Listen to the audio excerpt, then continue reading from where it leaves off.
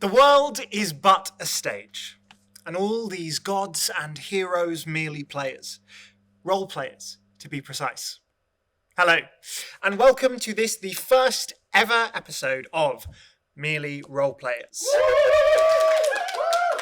We are a group of theatre creatives who spend our spare time playing tabletop RPGs. We fight monsters, we roll dice, we tell stories, and we are absolutely delighted to have you here with us today. My name is Jack, I'm a playwright, and I will be your dungeon master for this tale. Yeah! Just to my left, off screen, we have the sorceress behind the curtain, the wonderful Amber, who is our technician extraordinaire. Yeah! Oh, Amber! And I'll go to the table on my left for an introduction to the cast of our upcoming tale. Hi, I'm Joe. I am a theatre director. Yeah! Woo! Hi, I'm Laura and I'm an actor. Yes! Hi, I'm Jenny. I'm an operations manager and a former child actor. Yeah! Hello, my name's Ben and I'm also an actor. Hello, I'm Max and I'm also an actor, and that was Percy. He's had enough. And with that, the stage is set. The audience take their seats. The lights dim, the curtain rises, and the game begins.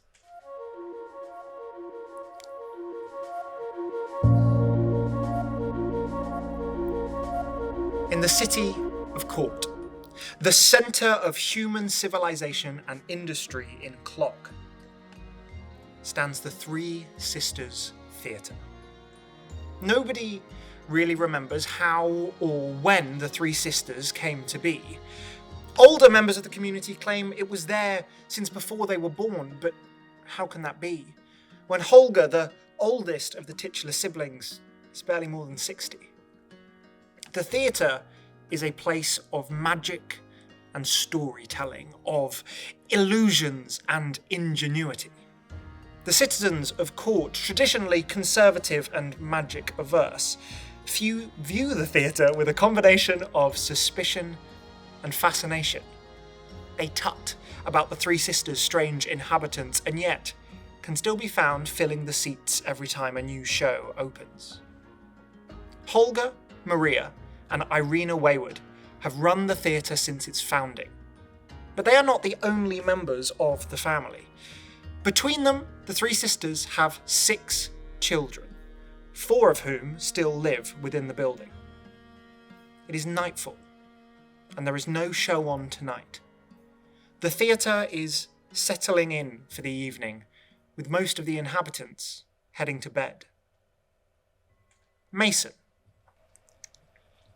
where would you find yourself on this quiet night? I think I'd be up in the sort of the rafters in the grid above the stage, making sure everything is still okay up there. Everything's controlled and in where it should be, really. And if anyone were to happen to stumble into the theatre and see you there, what would they see? They would see a tall, he's 23-year-old human male, quite tall, slender, 6'3". He's got dark black hair that's sort of wavy and messy, and it covers his rather largish ears. And he's dressed nicely, but not fine clothes. It's layered, nice, but if you looked for a long time, you'd start to see the frays or the holes and the dirt in his knees and stuff, where he's obviously worked around a little bit more. As you're perched in the kind of lighting rig above the theatre, there are glyphs kind of branded into the rig, which upon a click of the technician's fingers can light up to illuminate the stage. You see, first you hear the door open and the sound of footsteps. And you hear the footsteps of your youngest cousin, though you are all essentially siblings raised together, Andre, walking into the theatre. He's 17 years old, still got that kind of boyishness in his face, but his body is kind of grown out slightly, and he's got that awkwardness of a teenager yet to fully grow into himself. He steps into the theatre unaware that you're there, and you see him kind of glancing around. There's a nervousness in his gait, as if he's hoping that he's alone. And then he makes his way forward up towards the stage. I clear my throat. I'm going to let him know I'm there. As you do so, he jumps slightly, looks up. Mason, you scared me. Well, I was here first. I didn't think anyone would be in here. I was just coming for a bit of peace and quiet. Do you want me to leave? No, Oh. Do you want me to come down? if you want. Do you want to come up? I don't love it up there. Okay. I'll come down. I'll scamper down to the ladder. He's perched on the edge of the stage by the time you get down there, his feet dangling off over the orchestra pit. Flop down next to him. He smiles. Mason, Mm-hmm. can I ask you something? You did. Yes. You yes.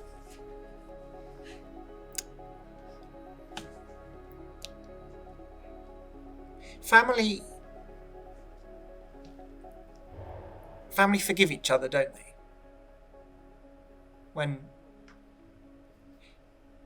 If we do bad things. I suppose they don't have to, but they might want to. Right. Is this about Ugra? No, it's not about Ugra. Because I would think of her. Yeah, but she doesn't think she's doing anything wrong. Yeah. No, it's he stands. It's nothing. Have a nice night, Mason. As he leaves, I'll wait for him to get a few steps. And then I'll say, have a nice night, Andre. It's not like you to usually lie to me, but it's okay. He pauses on the way out, as if he's about to turn back, and then exits the auditorium. Go back up. Ugra, where would you find yourself tonight? So Ugra would not be in the theatre.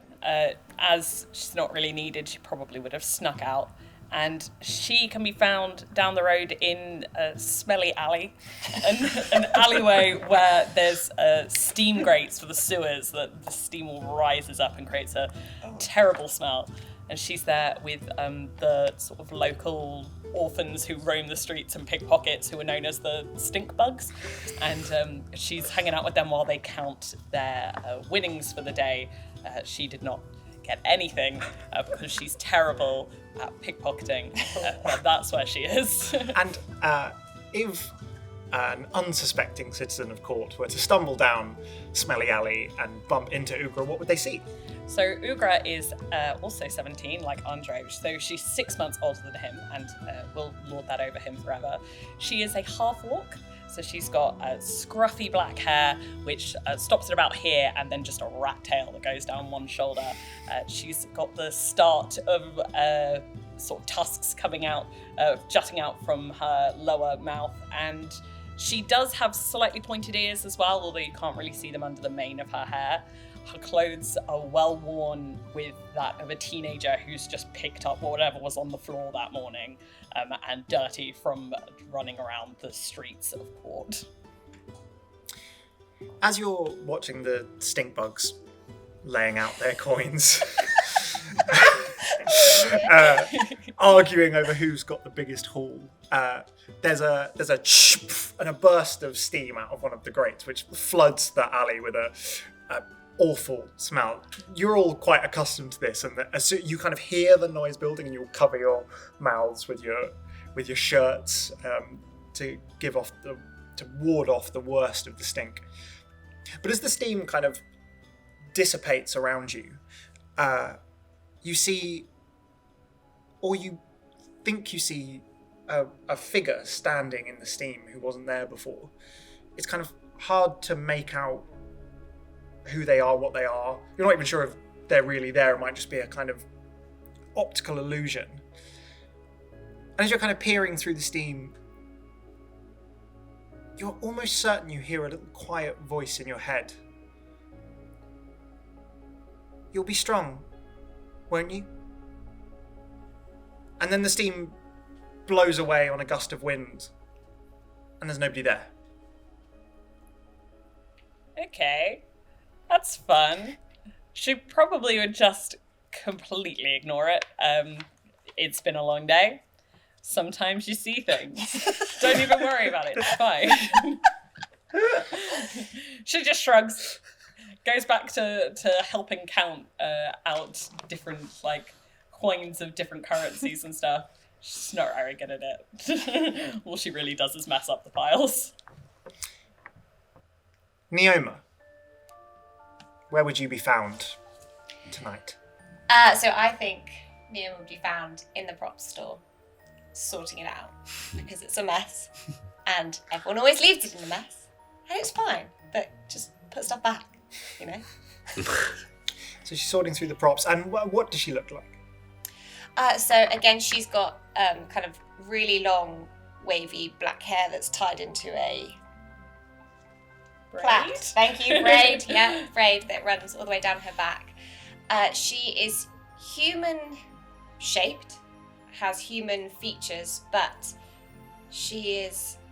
her face and her arms, and basically her skin, is covered in hair. So she looks a little bit like, I'm not really sure, a Wookiee, but not a Wookiee. I don't know if I can say that. Can I say that? Maybe? I think we can say we're fine. Disney isn't going to come after us for saying the word Wookiee. I think we're... Oh god, yeah. So she has the black hair, and then the fur is sort of a brownish, kind of mottled brown colour. She's wearing pretty standard clothes, again quite similar to Mason, where they were probably quite fine at one point, maybe old costumes that people haven't necessarily been wearing for a long time, that she's sort of put together and stitched and mended, but it is looking a little bit frayed, sort of as you would do when you were at work and at home at work. Yeah. Lovely. As you're sorting through the props, years and years worth of detritus that has built up from the shows that have come through the theatre, and trying to get it into some kind of order, you find a small chest, and just kind of absentmindedly you flick it open, seeing if there's anything that's been left in there. And there's a piece of paper folded in half, and absentmindedly pick it out, flick it open, and there's a single line written on the page, which says, "Look after my mum. She'll need it." Do I recognise the handwriting? Make an investigation check. I'm doing the first roll. First roll. Oh god. Natural 20. Yeah, come on. Oh, it's a +0, so let's okay. Oh. And is it a 14? Yeah. It's a 14. A 14. It's 14. You recognise it. You can't place exactly who it is. You think it's probably one of either your siblings, your mum or your aunties, because you all kind of have a similar slanted scrawl. But that's not particularly bizarre. You tend to make all the props yourself in-house, so it makes sense that if there's a prop used in the stage, it's probably been made by one of you. Cute. Okay, well then I'll fold the piece of paper back up, put it in the chest. I don't know what show it was for, so I want to keep it nice, and I'll pop it back. Lovely. Lawrence, where would you be found on this cool evening in Quart? I think he would have automatically escaped to a club. I don't think he's some kind of he's not really a day person, he's more of a night person. I think it's a special kind of night. He would have gone to somewhere a bit more grungy, a bit more dark, maybe Quart. Cool time. And I think you'd find him like on the dance floor. He's wearing sort of like thigh-high white boots with like some frills around the top. He's got like a long pink skirt on, but there's like 2 huge cutouts so that he can like put his legs through, so he's not like down and dance. He'd normally be wearing some sort of like shirt or something on top, but it's like getting late, so he's like taking it off, so he's just topless, and he's just sort of like just in the middle of the dance floor, just sort of like vibing. He's probably got like caught up with a few of his friends. He's quite a social person, so there's probably a few friends from that he knows from Quart that are on the dance floor with him, and they're just dancing the night away, baby. Lovely. As the music pounds and you get into the rhythm of your dancing, you notice someone across the dance floor from you. They're wearing a mask. It's a white mask with like leaves, beautiful leaves inscribed into it, and they're kind of dancing towards you. They beckon across the dance floor. Okay, cool. I'll like pat my friend on the shoulder and I'll like gesture over that I'm going that way, and I'll just sort of like dance my way over to them. Okay. And be like, hey, how's it going? They beckon and kind of lean in as if to whisper into your ear. I'm like, okay, they better shout in my ear. Okay. As you lean in, you hear a voice strangely unmuffled by the mask. You shine so bright, Lawrence.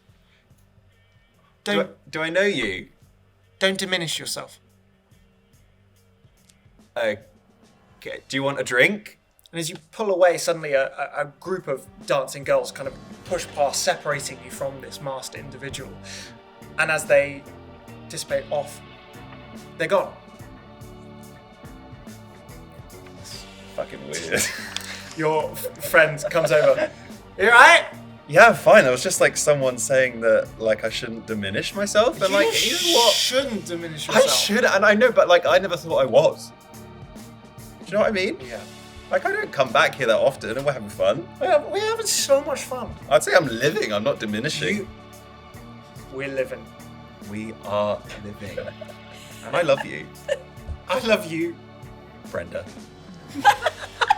I love you, Lawrence. I kiss Brenda. Like passionately? Yeah, sure. We're drunk. Okay, she goes with it. Yeah. And as Lawrence and Brenda make out on the dance floor, Benedict, the only one of our siblings not currently in the city, where would you be found? So many miles away, probably hundreds of miles away. It's late evening. Yeah, it's kind of nearing probably like 10 p.m. Oh, I think Benedict's in bed. He's in bed asleep. He's got a really early start in the morning. He gets up early, so he'll be up at like 4 a.m. So he'd have gone to bed. He's got like a little house, a little hovel. It's very rustic, kind of makeshift bed, like straw clad, and he's probably fast asleep. Fast asleep, you dream your normal dreams of rolling hills and the animals you tend. And then the dream changes and you dream of the theatre. You think of it sometimes. You haven't been back in a long while. But you remember it, having grown up there. You dream that you're sat in the auditorium with a dark stage in front of you. A light slowly comes up, and standing centre stage, you see Andre. Now, he was just a boy when you last saw him when you left. I think about 5. This is a grown version, but you recognise him somehow. Maybe it's just the nature of the dream. He stands and he looks out over the auditorium, and then his eyes lock down onto you.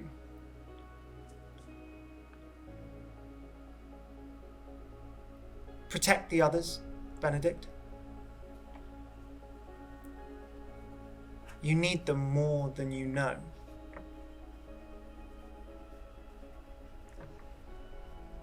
Andre takes a step towards you on the stage, and there's an almighty crack. And the stage splits in half as if a chasm has opened up between it. Andre slips and falls. And as you rise to try and catch him, the crack splits all the way down the center of the auditorium. Seats tumble into the gap, and you yourself are dropping and falling, and suddenly you are surrounded by darkness. And then through the darkness, a scarred face, bright green eyes. Wake up, Benedict. It's been too long. And you are dragged from sleep, gasping, sweating. Fucking hell. He'll get out of bed.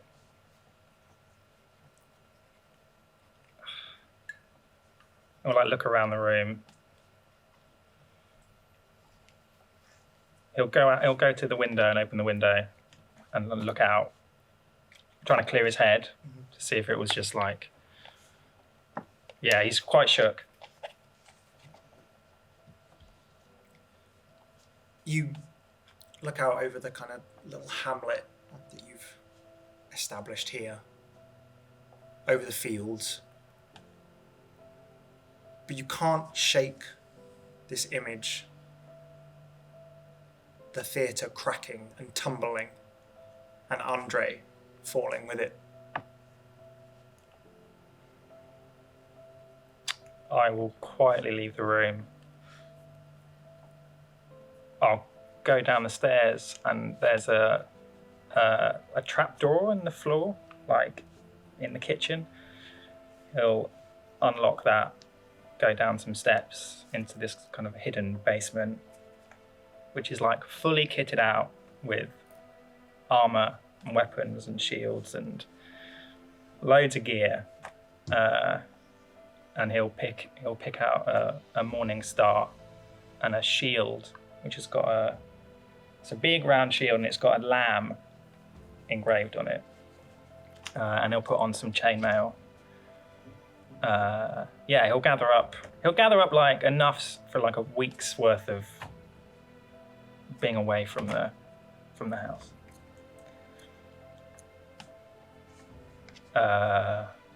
Then he will go back up to the kitchen. He'll find some parchment, and he'll write a little note, which he'll leave on the dining room table. And then he'll go out the front door, sort of turn and close it quietly behind him, and sort of just spend a moment looking at that door. And then he'll start pegging it, running full out. Sprinting down the road. Also, so Benedict is also a half orc. Oh yeah, sorry, I didn't. No, that's fine. So he's much more kind of human. So he's not green at all. She's very pale green. Yeah. So you're pale green. Benedict he looks human colouring. He has got pointy ears, and he's got slightly more protruding tusks than Ugra. He's got a kind of mop of dark hair, which kind of sways to one side and it kind of falls in front of his face. He's got a beard. He looks like he's broad and tall. He looks like he at one point would have been the peak of kind of physical health, but he might have gone just slightly over that. So he's not overweight, but he's a bit squishy. A bit comfy. Yeah, is it comfy? Yeah. Okay. The night passes by. You all eventually find your way to your bed or someone else's. I've not decided that. I said The all. option is there. Let's go with someone else's. And the sun rises over Quart and over the theatre. Who would be the first to wake? I think it's me. Mason? Yeah. You're up, early, as you normally are. Where would you? How would you start your day? So first things first is always check the theatre doors to make sure that no one's tried to break in or nothing's broken. Just before anyone else gets up, just to check security. Is this the front door to the building? Yeah. Great. Literally into where public areas are, I suppose. Okay. And then I guess before Mason leaves this morning, he's going to write a little note to Andre that just says, "Here to talk," and then he'll slide it under the door, and then he'll go out and get good mornings, breakfast or newspaper and things like that. While Mason's out, Neoma, you're probably the next to rise. Yeah. Rise, thinking that I'm going to be the first one, as I do every morning, and Mason is already gone. So I will get my little watering can, and I'm just going to water my plant that Lawrence had bought me, which is looking beautiful. I'm doing a very good job. It's got these lovely little orange flowers on it now, and I'm feeling very happy. I don't know what to name it yet. Neoma still hasn't decided what the name of the plant is. She's thinking about that. And then she's probably going to go down and just make sure that the kitchen is ready and everyone else is. She's probably going to bang on Mason and Ugra's door once just to try and wake up Ugra, knowing that that's probably not going to...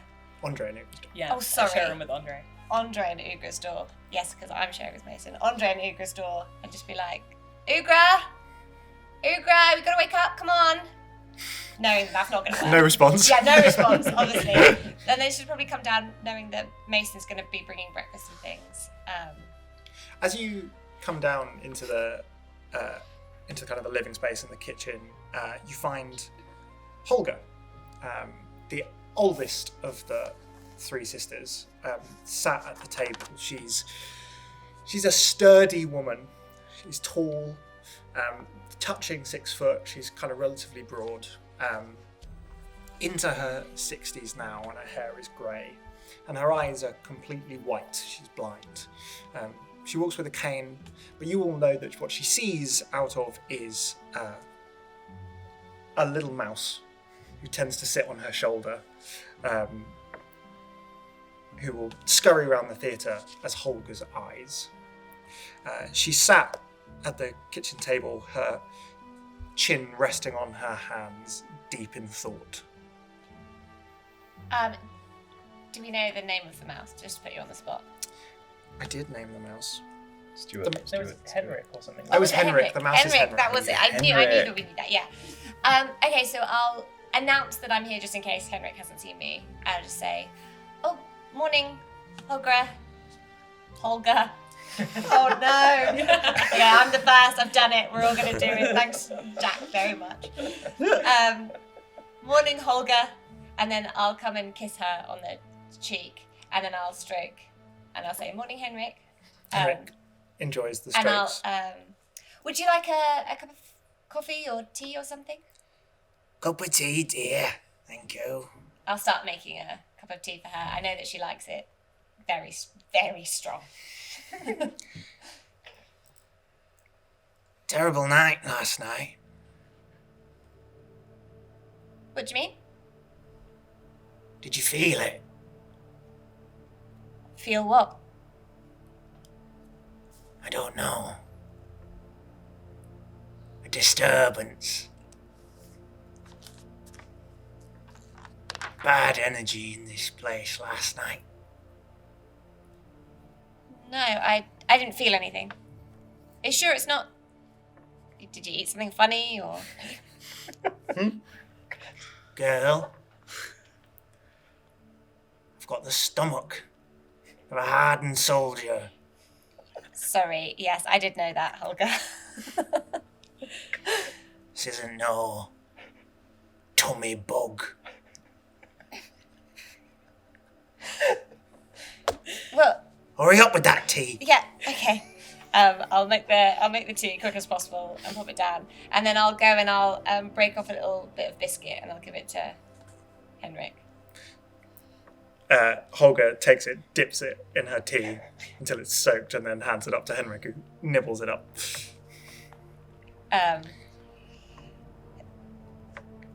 This bad energy. Anything I can help with? Bit of, I don't know, feng shui or something? She just starts moving chairs. Yeah. She slightly moves things on the like countertops and then looks at Holger to see if she's like changed. Then she's like, no, not that one. Okay. Just when Mason's back with breakfast, get Andre and Ugra. Just check everything's in its place. Check everything's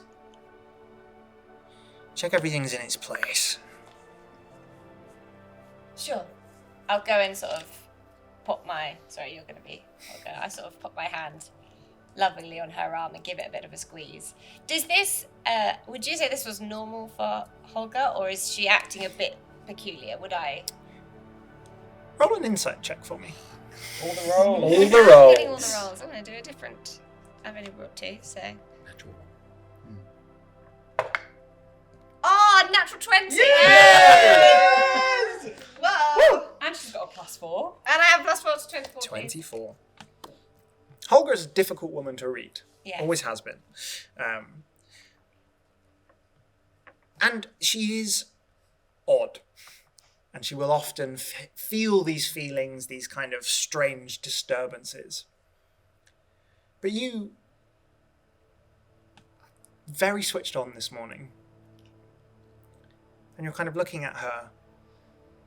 And actually what gives it away first is that Henrik sat on her shoulder is just shaking ever so slightly.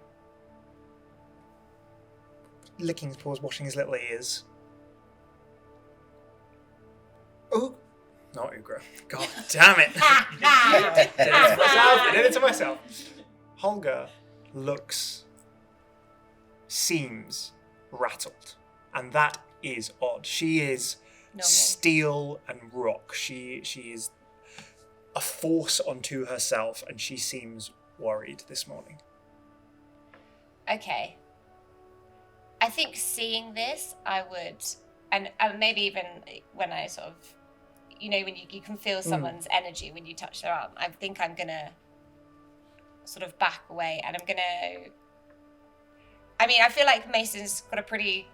not like time schedule. He's always at the place where he thinks he is. How long until you get back, do you reckon, from this point?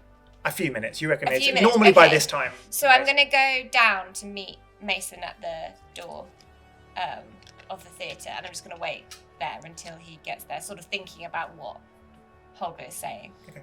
Standing in the foyer, just ruminating when you hear the key in the door and Mason enters laden with bread and milk. Did anyone try to get into the theatre last Good morning. night? Good morning. Sorry. Good morning. Love you. Did anyone try and get into the theatre last night? No. Did I find any? No, your kind of, you set up kind of mini traps, don't you, on that they were all untouched. No. Anything acting weird, seeming weird? It's just... You right now? Yes, sorry. Good morning. Oh, that saved. You're right. That saved Yeah, it. hope you're well. Holger, something's up. Holger's rattled. She seems, how she's normally like, yes, I'm fine and everything's great. Well, she's not fine and doesn't seem great. And she was talking about bad energy or something, I don't know. I didn't feel anything last night. I don't know what I would have felt, but she was asking me if I had, and I just wondered if you'd found anything or seen anything weird or... No.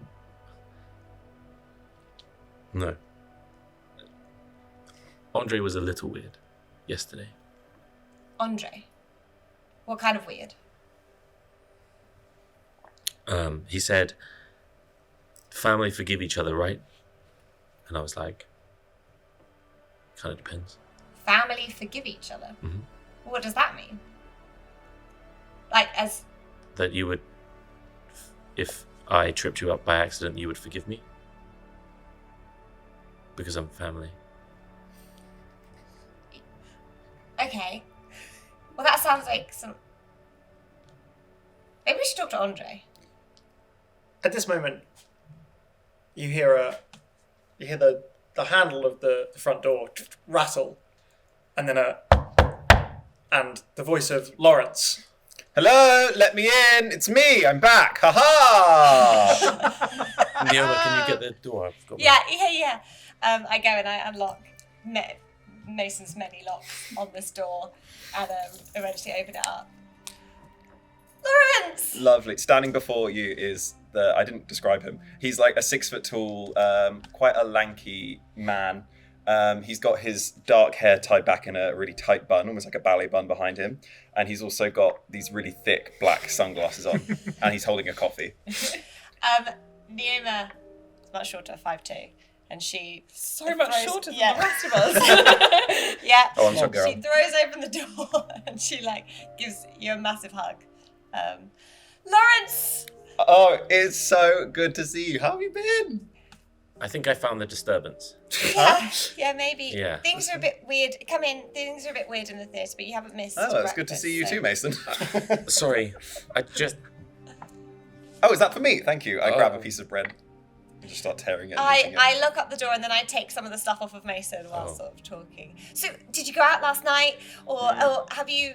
How's the show's been going? It was so good. I went to Quart.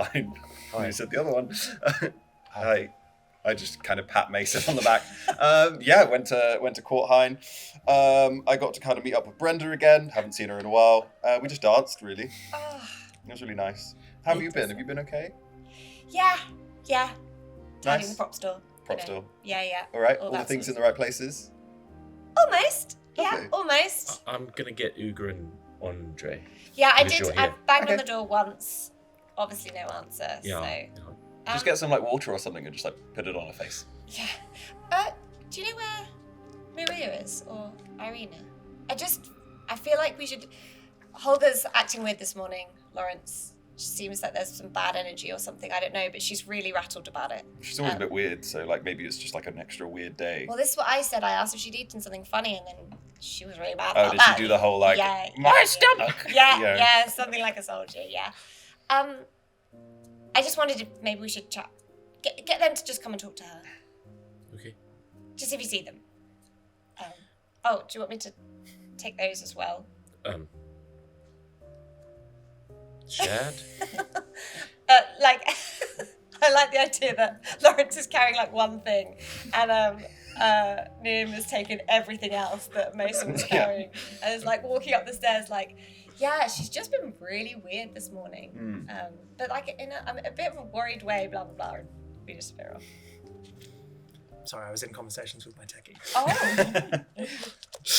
Oh. You push up through into the. So the theatre, the ground floor is the lobby with the theatre auditorium through some kind of doors off, and then you go up the stairs through the bar, and then up through a back room, which leads into the back staircase, which leads up into the living spaces of the theatre. You go first through the offices, and then you reach the kind of kitchen, dining area where you met Holger this morning. And as you walk up, you find not just Holger, but her younger sister, Maria, your three's mother. Maria is, again, tall, gorgeous woman, long flowing hair. She's dressed in a kind of silken kimono type gown, and she has a face mask on, one of those ones that kind of you eventually peel off. And she has a huge cup of coffee already in her hand. You kind of hear some muttered voices as you push open the door, at which point they both turn to you, and Maria goes, "Lawrence, darling, my baby boy!" Oh, I toss the singular stick of butter onto the side, and I run over and I air kiss Mum. Mwah. Oh, it's good to see you. Oh, you must forgive me, darling. I'm on vocal rest today. Oh my God, has you got a performance? Got a performance tonight. Which one? The Oh.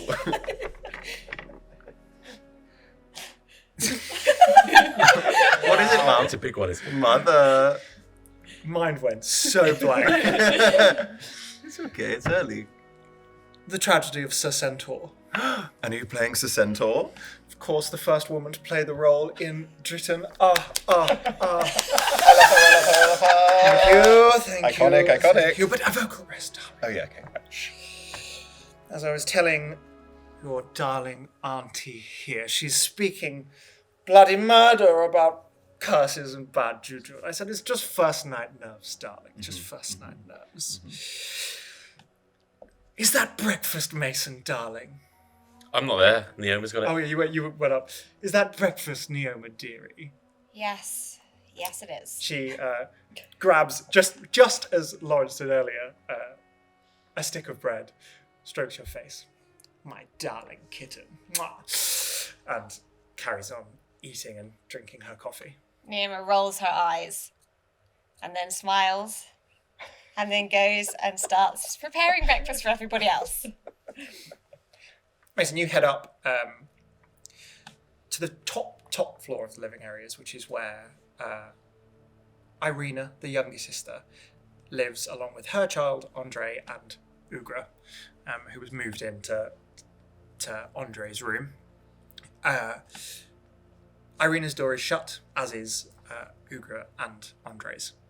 I'll knock on Irina's door first. There's a couple of seconds and then the door opens. Irina is the shortest of the three siblings. She's small, kind of quite mousy, the kind of person that your eyes would glide off of in a crowd. She looks up at you. Good morning. Morning. Lawrence is back. Ah, that's the noise. Yeah, Neoma wanted me to gather people. Of course. I'll get the others. Sure. Yeah. And she heads off down the stairs. Knock on their door. There's no answer. Is it No. locked? It's not. It's not. It's not locked. Mason stands there with his hand on the handle like, oh, what do I do? And he'll ever so slowly open the door and then just put his mouth to the crack and be like, hello, morning. And then put his ear there. Any response? A loud snore is the only response. Shit. I'm coming in. And he pushes the door. Are they both asleep? Do you want to describe Ugra's side of the room? So Ugra's side of the room looks almost like a jungle of stuff. There's just piles everywhere. You can't really see the floor. There's like a moving pile of clothes, which Oh no. is probably Ugra sleeping. It's rising and falling, and there's snores emanating from it. There's also just like a branch in the corner, a traffic cone, another kind of broken road sign with just a big picture of a cart on it is sort of hanging half off the wall. Generally, it's musty, and there's almost a very clear divide on the floor where Andre's side of the room then starts. And Andre's side of the room is immaculate. Yeah. No clothes, everything's away. And the bed is empty and made. Oh, he's downstairs. Okay. Is there which side of the room is the window? I'm guessing Andre's side. The first thing I'll do is go over to the window and open it. Light floods in into the kind of musty space. Get rid of the musty smell. And then as I make my way to Ugra, if there's like mess on the floor, Mason's gonna pick it up and fold that t-shirt. But like put it in the same place, but just neatly folded. And then he'll make his way going, okay, it's probably dirty. Oh. Ugra. Ugra.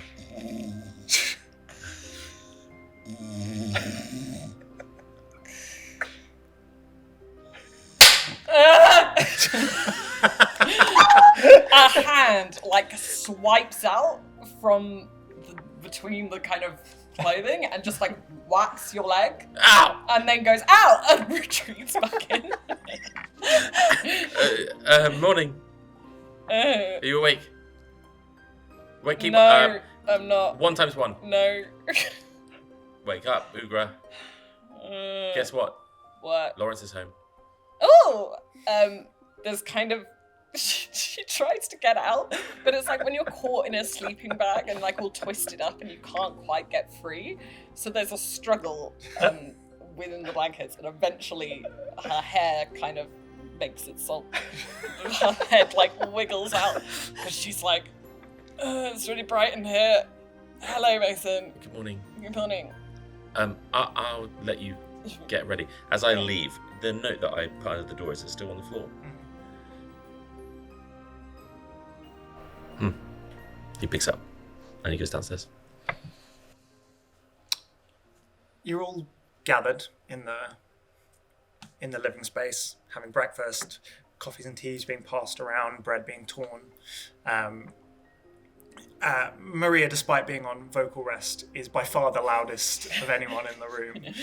She'll keep declaring things and then claiming, "No, I'm on vocal rest, darling. You mustn't.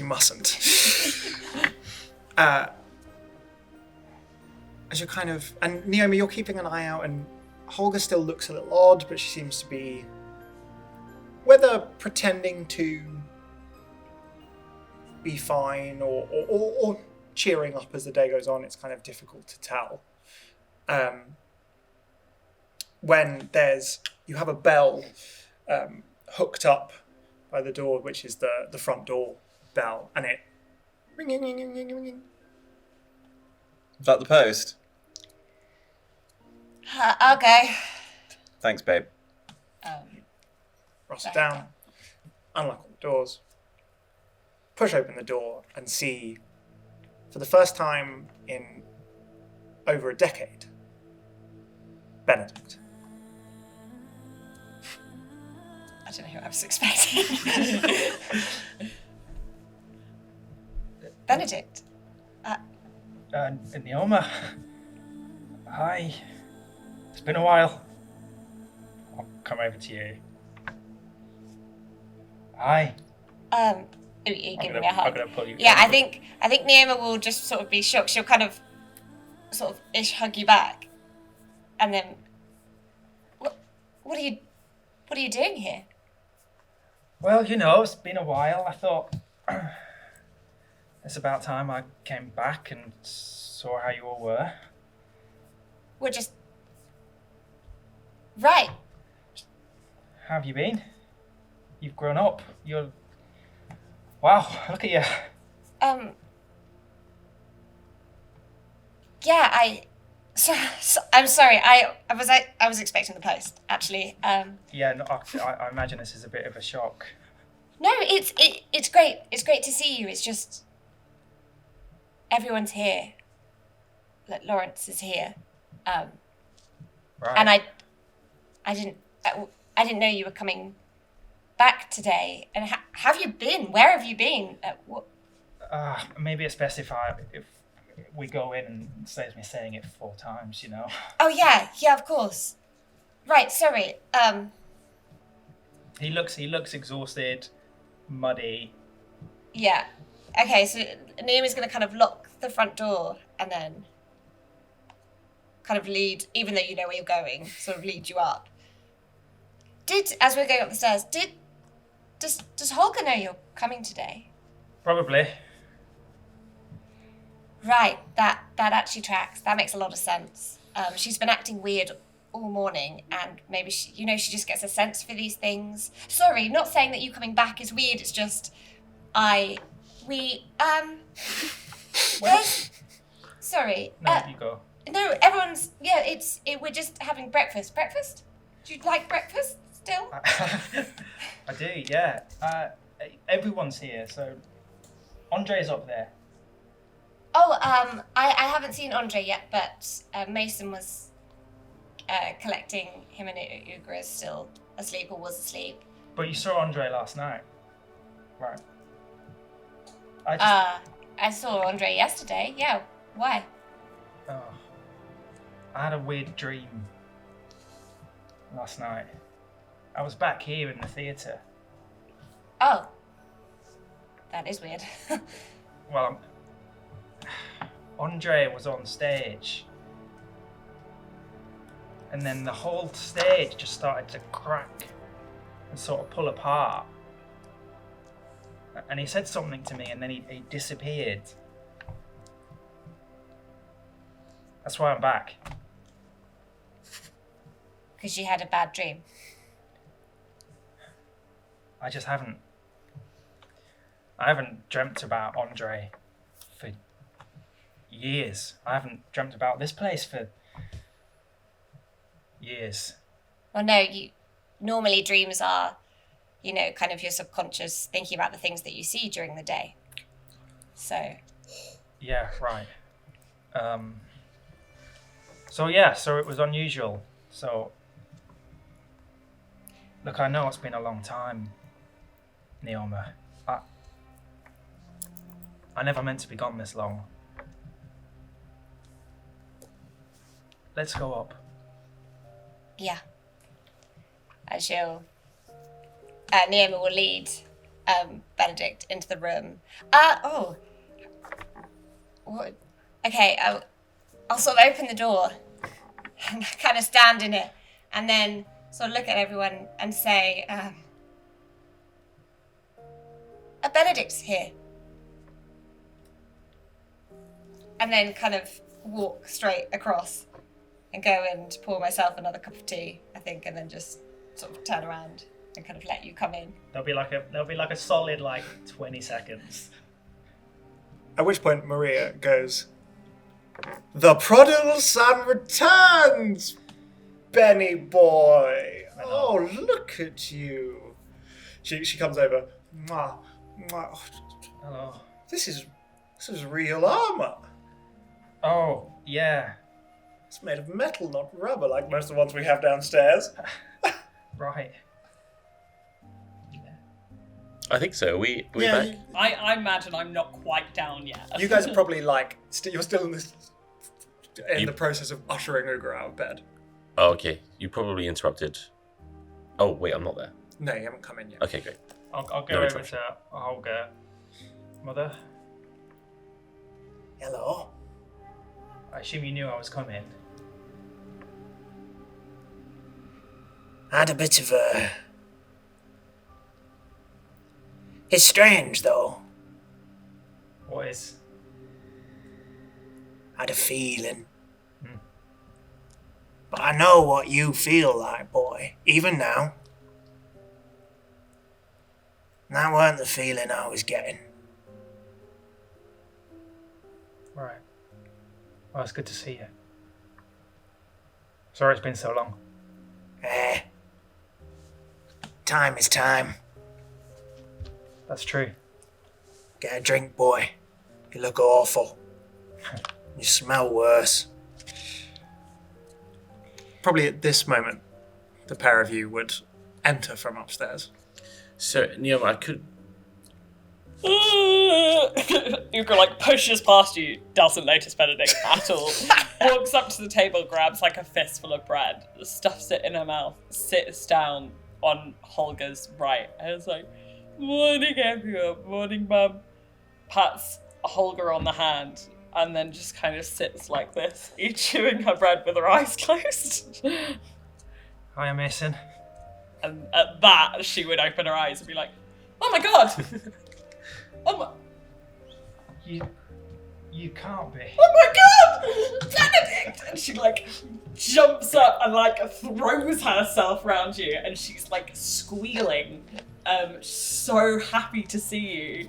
She's just like, "Why didn't you tell me you were coming? I knew you'd come back. I kept saying that you were going to come back, and no one would listen to me. And I still have the last few letters that you sent me, and I'm actually in my room. I don't know where they are now, but they're somewhere." And she just keeps talking and rambling, completely oblivious to any. I'm going to keep Residual her tension. sort of cling to me, and I'm going to turn so I can look at Mason. Mason? You can't be here. What do you mean?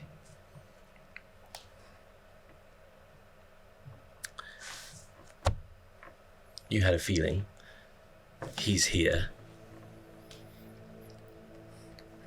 Andre's not there. I'll turn. And I know that I sometimes put 2 and 2 together very quickly, but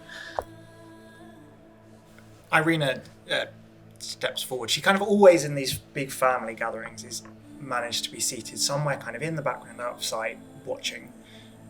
She steps forward. What do you mean? he wasn't there. He wasn't there. Sorry, what's going on? Mason, are you alright? Hi, Ugra. Morning, Lawrence. Oh my God, Lawrence! Runs over to Lawrence, does the same thing where she like wraps her arms around you. She's like, I did see you like a month ago though, whereas I haven't seen Benedict in a very long time. No, it's fine. It's fine. Okay, don't be like What's that. fine? What do you mean? He wasn't in bed? No. When... Ugra, did you see him come in? I got in, it was dark, I fell asleep. Was he in bed? I didn't look. Why are I you just here? was like beeline bed. Yeah, why are you here? Mason, Lawrence, come on. Let's just... No, it's alright. I had a dream last night. About Andre. And about this place. And it's been so long. And I apologise. I apologise that it's been so long. And I meant to keep on writing. I did, but I had this vision, I think, of Andre in trouble, I think. And he said that you lot needed help. Holger sits up. Who was the last to see the boy? Really see him, not? Who was the last to speak to him? Wait, no one's seen him this morning? Might he just be in the town? I saw him at dinner last night. That's the last I saw. Anyone saw him after dinner? I was out. Henrik, scuttles across the table, crawls up your arm, Mason. Mason?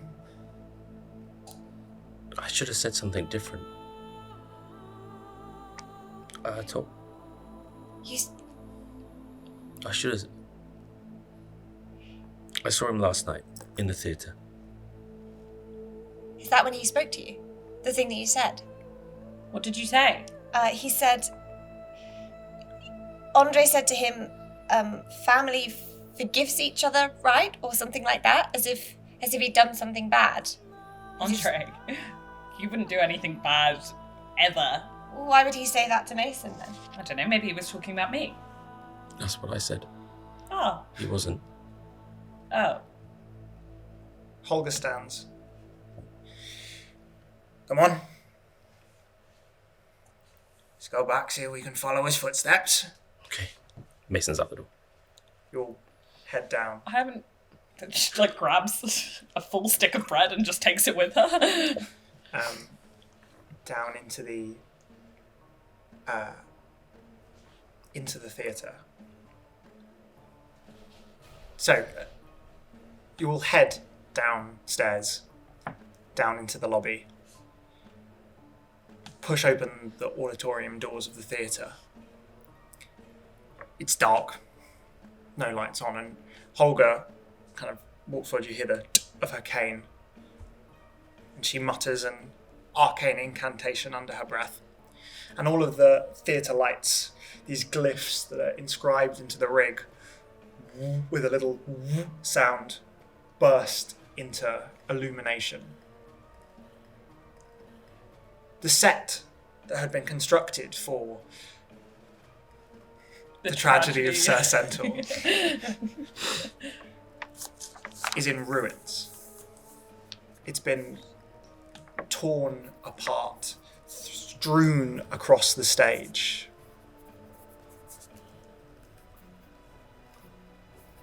Hanging from the rafters from the rig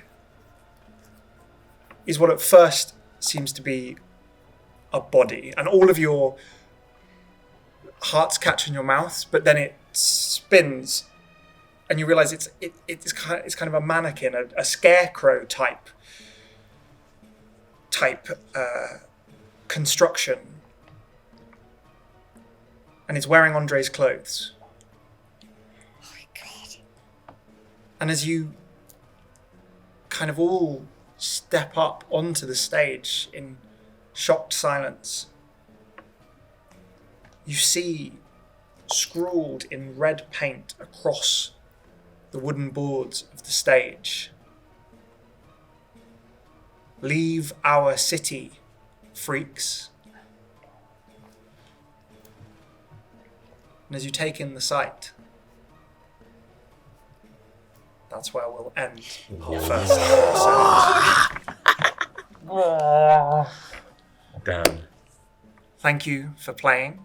Thank you for being here with us. We will see you next time. And I didn't play sign off. That's perfect. Oh god. See you on the other Well side. done, well done. Oh god. No, no.